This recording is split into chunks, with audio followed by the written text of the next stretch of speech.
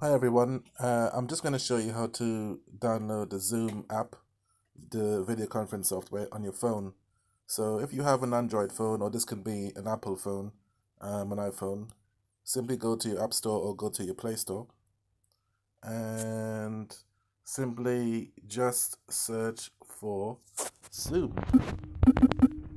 Yeah, and then you should see Zoom Cloud Meetings comes up. Click on it and then just click install.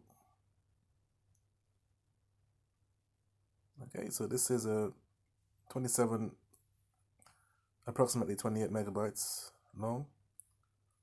So what we'll do is just wait for that to install. There you go. 100% great. Okay.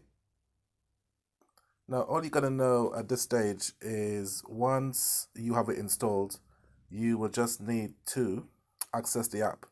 So what would happen, I would send you a link or code, and then you will just choose to open using the app, and that will be fine.